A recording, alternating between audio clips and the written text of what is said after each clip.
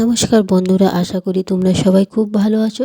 তো আজকে আমি আবারও একটি নতুন কিছু নিয়ে এসেছি, যেটা হচ্ছে ড্রাই ফ্রুটের লাড্ডু। বাচ্চাদের জন্য খুবই ভালো এবং বড়দের জন্যও খুব ভালো। তো এটা আমি আমার বাবুর জন্যই বানাচ্ছি। তো চলো দেখে নিয়ে যাই কীভাবে বানাচ্ছি। তো প্রথমে আমি বাদামটাকে এইটার মধ্যে এভাবে কুচি কুচি করে নেব, কাঠবাদাম, কাজু বাদাম এবং খেজুরটাকেও। আর এখানে আমি ওই কিশমিশটাকে এই ছুরির সাহায্যে একটু এভাবে কুচি কুচি করে কেটে নেব। তো এখানে আমি একদম শুকনো খেজুরটা ব্যবহার করি, যেটা একদম শক্ত মতন খেজুরটা পাওয়া যায় ওইটা। আর এখানে আমি গুড়টাকে এরকমভাবে এখানে গ্রেট করে নেব, যাতে গলে যায়। তো এখানে আমি ওই দুটো ঢেলার মতন গুড় নিয়েছি। একটু মিষ্টি না হলে একটু খেতেও ভালো লাগবে না, তো খুব বেশি মিষ্টি করবার নেই, কারণ আমার লাড্ডুটা একটু খুব বেশি মিষ্টি হয়ে গেছিলো। তো তাই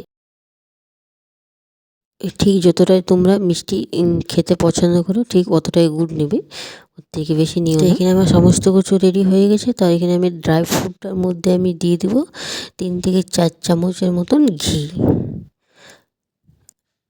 এখানে ঘিটাকে আমি খুব ভালোভাবে ড্রাই ফ্রুটটার সাথে মিক্স করে নেব। এদিকে আমার কড়াইটাও গরম হয়ে গেছে। তো এখানে আমি দিয়ে দেবো ওই কড়াইটার মধ্যে ওই গুড়টা।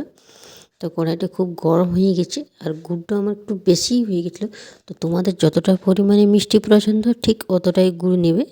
তো এখানে দেখতে পাচ্ছ যে খুব বেশি গরম হয়ে গেছে কড়াইটা, আর গুড়টা একদম গলে গেছে। আর একদম খুব ভালো করে এরকমভাবে গলিয়ে নেব।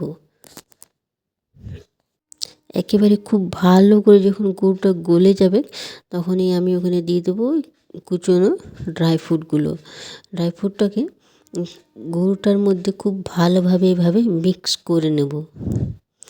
যখনই কিন্তু হালকা এরকম চিপচিপ হয়ে যাবে, তখনই কিন্তু ড্রাই ফ্রুটটাকে নামিয়ে নিতে হবে। না খুব বেশি চিট হয়ে গেলে লাড্ডুটা খুব শক্ত হয়ে যাবে, তখন কিন্তু খাওয়া যাবে না।